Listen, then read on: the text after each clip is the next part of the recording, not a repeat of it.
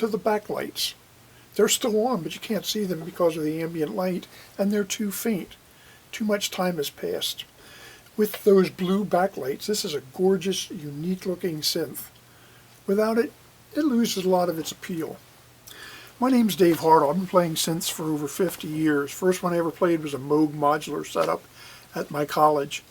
And I've had a lot of synths over the years, but it's just recently I was finally able to get a mini Moog Voyager.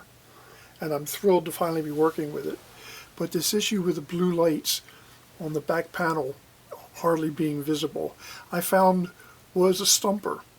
This couldn't be fixed because of problems I'll talk about. Everybody's got to confront this at some time. And this is what the original Voyager owner's manual says about this issue. The lamps used to light up the panel have a half-life of approximately 4,000 hours at full intensity. This means that the lamp will be half as bright after approximately 4,000 hours of use if used at full intensity. The lamp can be conserved greatly by using the brightness control provided to the right of the keyboard. By running the lamp at half intensity, the useful life of the lamps may easily extend beyond 10,000 hours or more. And then, with proper conservation, you can expect your lamps to last for many years. Moog Music will be stocking replacement lamps, which can be installed at the factory. So this is a problem that was built into the synth. They knew that the backlights would fade in time, but they reassured us that it was a fixable problem. The problem is that it's not.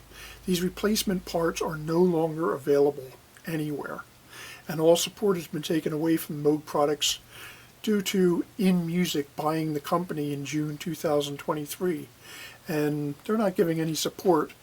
On the website they actually say Moog Music is no longer able to offer spare parts or services for the following products, and then they list 13 Moog products, including the Voyager, the Moogerfoger pedals, the Little Fatty, the Slim Fatty, the Taurus 3, and a bunch of others.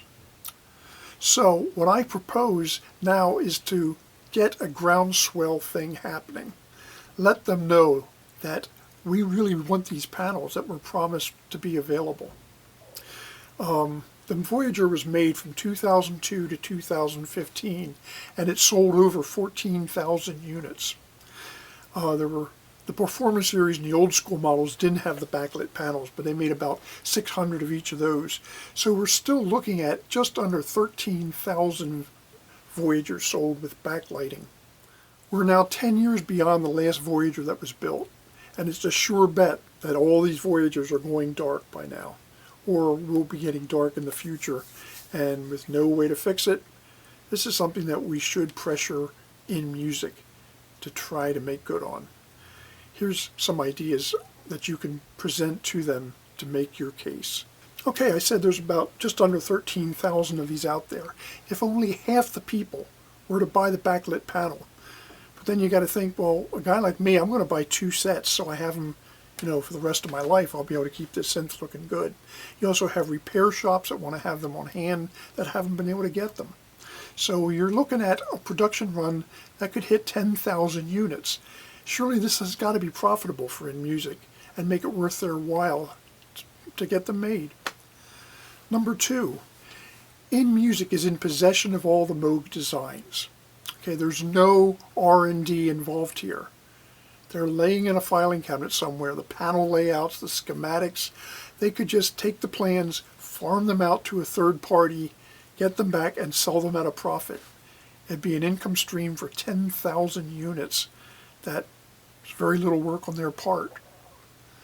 Number 3, this was the last synthesizer that Bob Moog was directly responsible for. He designed every circuit, meticulously building on the classic Mini Moog and upgrading it in every way that was available to him in 2002. I actually had the honor of being able to spend 2 days with Bob Moog back in 2003, and he was talking about this instrument. He was really proud of it, and I really feel like this is a synth worth fighting for, both for historical and aesthetic reasons. If we have the cure for this, put them in. Make this synth look as good as possible, because it deserves it. Number 4, This is a little touchy subject.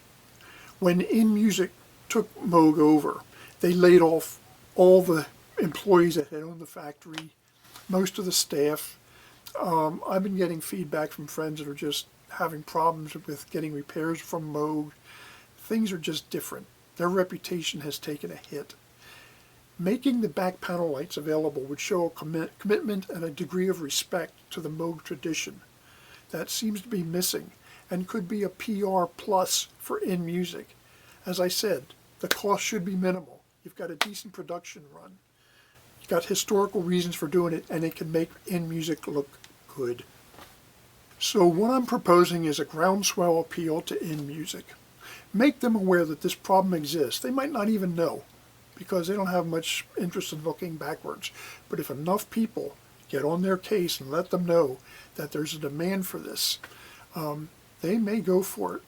Present the reasons that I just laid out and convince them there's enough concerned Voyager owners to make this profitable and reasonable to do. Moog Music's current address for design and engineering is 108 Monticello Road, number 9, Weaverville, North Carolina, 28787. Their email for support is www.moogmusic.com/support. And the customer service number is 1-828-251-0090. You've also got pages on Facebook that highlight different Moog synths and the Voyager in particular. A bunch of things there might catch the eye of the management we need to convince of this problem. Let's make a groundswell of demand that will convince InMusic that it's in their interest to do the right thing with this classic final statement from Bob Moog. If we don't, just get used to the fact that your lights are going to go dim. The Moog is never going to be as good as new because the parts aren't there. And at some time in the future, if it hasn't happened already, the lights will just go